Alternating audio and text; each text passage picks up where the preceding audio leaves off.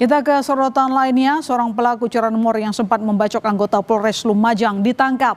Polisi terpaksa melakukan tindakan tegas dan terukur karena pelaku melawan saat hendak ditangkap.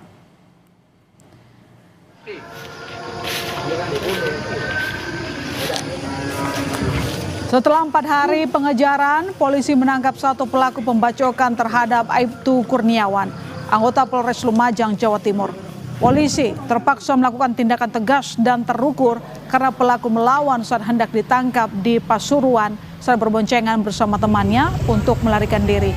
Sebelumnya, satu pelaku pembacokan telah ditangkap di Lumajang. Kondisi polisi korban pembacokan mulai membaik.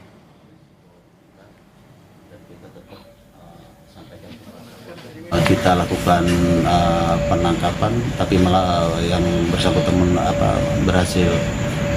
Temannya berhasil lari, tapi yang bersangkutan melakukan perlawanan, membawa senjata tajam juga, nanti mungkin bisa dilihat videonya itu.